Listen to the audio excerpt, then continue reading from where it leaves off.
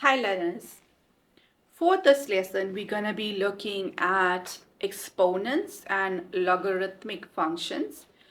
Now, before we get into the lessons on exponents or logs for that matter, I think that it's beneficial for us to go through the exponent laws that we've been doing in the years before.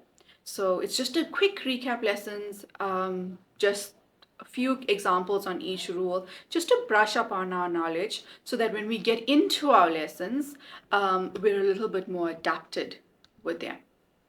Okay, so the first rule is the product rule, quotient rule, power of a product rule, power of a fraction rule, zero exponent rule, negative exponent rule, and your fractional exponent rule. So in this lesson, we're going to be looking at the product rule. Remember, very quick, just a recap of exponent laws from the time we've been doing them. So the first example we have is 4 squared times 4 cubed. So 4 squared plus times 4 cubed, using the law, we should get 4 to the power 2 plus 3, which is equal to 4 to the power 5. Now, if I wanted to use my calculator to find my answer, I would press the exponent sign, the one that has 2 squares.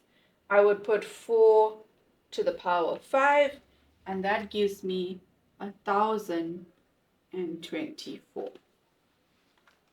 Okay, so can you see that the rule is quite simple? You just have to know when to spot it and when to use it.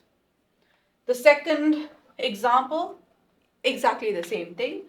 We get 2 to the power 5 plus 6, and this is equal to 2 to the power 11.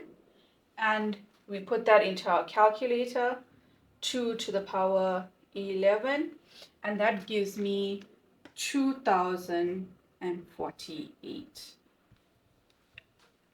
Okay, so again, straightforward example, just showing us what the product rule is. Now the third example, 2 to the power 4 times 8 is equal to. You can see here that I have a base of 2 and a base of 8. According to my product rule, my bases need to be the same. So I can change 8 and I can say 2 to the power 4 times 2 to the power 3. 8 is simply 2 to the power 3. So I can convert my base. I can make it so that the bases are equal.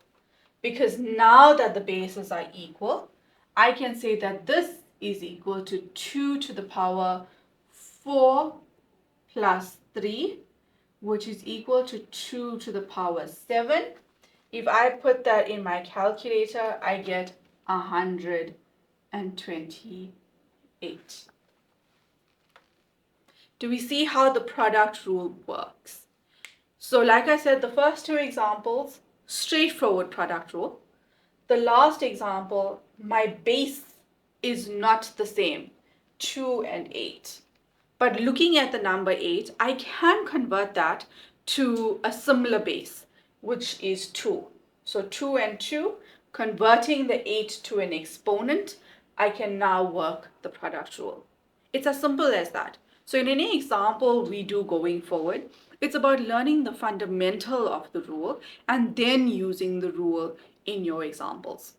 So with that, you can complete your book. It's a short workbook just on the product rule. Go ahead and complete that, and it will solidify your routine knowledge on this topic. So good luck.